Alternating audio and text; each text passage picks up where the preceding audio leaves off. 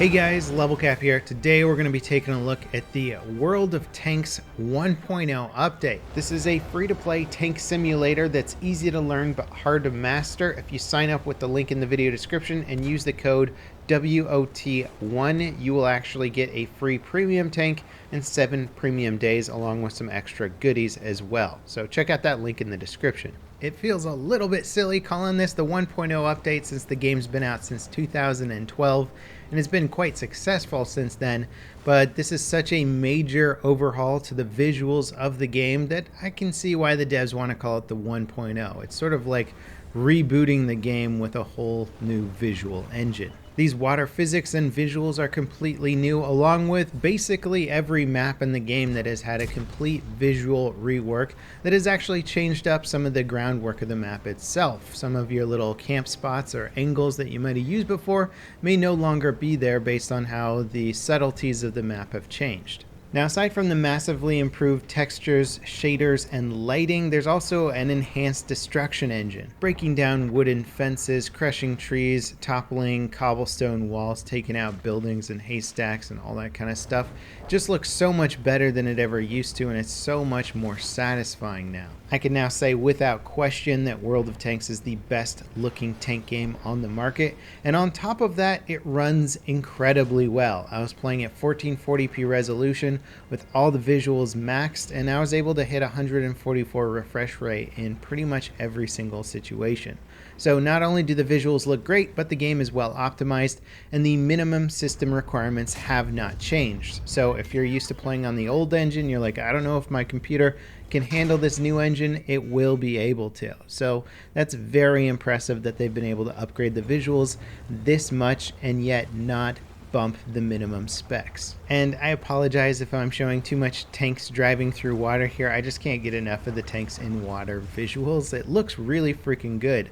On top of that, the grass fields now look amazing. When you fire, the grass ripples around the firing effect of the tank. It's just like a visual feast. The gameplay itself is still spot on. If you've enjoyed World of Tanks in the past, the gameplay is going to be very similar, aside from the fact that some of the maps have changed subtly with the update. So again, if you're used to your normal camping spots, they might be a little bit different. In addition to the visuals, the soundtrack has been massively upgraded with really high quality orchestral pieces, just blasting some good music to pump you up before the battles. I appreciate it a lot, especially in historical games that use some of the classical music. Having that done right or having it done really well can make a huge difference in terms of the ambiance or the feel of a game.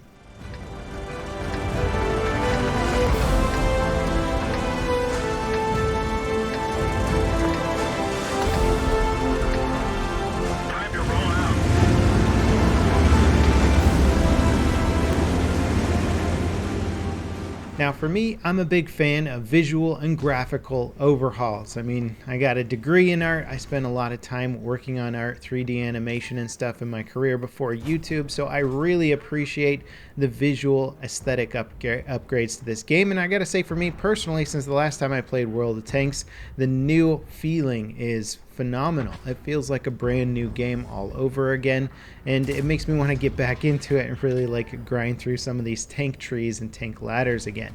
Now for this video, the devs actually gave me a press account, which was really nice of them, so I'm able to mess around with some tier 10 tanks and have fun getting my butt kicked around the maps with them, or occasionally kicking a little bit of butt with them. For anyone who's never played World of Tanks before, on the surface it just looks like a bunch of tanks roaming around and shooting at each other, but once you get into the meta of this game, you'll know that every tank has weak points. Certain tanks can pierce other tanks' armor better than others, or sometimes you can't even pierce a tank's armor depending on what kind of angle you have. Having your tank at a specific angle to your enemy can increase the chance of ricochet shots. Certain tanks are able to peek over the top of hills better because their guns aim downward. Some tanks have a huge amount of firepower but are really bad at turning, so if somebody flanks around behind them, that can be their weakness. There's a huge amount of strategy strategy and knowledge behind this game. So learning the what has to be hundreds of tanks in this game at this point is part of the game experience, and they're all modeled incredibly accurately with weak points that I believe are also accurate to the real life tanks. There's also a massive progression system in this game, starting off with tier 1 tanks and progressing all the way up to tier 10 tanks. When you matchmake, depending on what tier you have, sometimes there'll be some players with higher tier tanks in the same game or lower tier tanks. It really just kind of depends where you are on the totem pole. If you matchmake with tier 10 tanks, then you're usually playing against other tier 10 tanks, or occasionally with a few lower tier tanks in there. And it can be kind of fun sometimes when you have a high tier tank and you start going up against other tanks that simply can't pierce your front armor, and you can just sit there and, well, no pun intended, but tank the damage. It's an awesome feeling, and you're like, yeah, this is probably what happened in some battles in World War II, where certain tanks just couldn't pierce the armor of the enemy tanks. And I like that the game allows for that kind of mismatched firepower. Often the lighter tanks without as much firepower or armor are better suited as scouting tanks for the artillery in the back of the map, or allowing your team to position themselves better rather than getting in there and trying to do some serious damage on their own, or wait until the tank battles have started and flank around behind and hit the tanks where their armor is the weakest. That being said, not all tanks have huge weak spots on them, so it can be pretty fun to sort of figure out what the actual weak spots are and what's going to affect you the most. The low tier battles in the game do a pretty good job of preparing you for high tier combat. Once you progress through the trees enough and you get some higher level tanks, you should have a better idea of basic tank warfare by the time you start going up against higher level players. Also, once you get a new tank, there's a lot of progression and upgrades that can be made to that tank, so playing with it more and unlocking higher level equipment is important to be able to punch at even your own weight class at that point.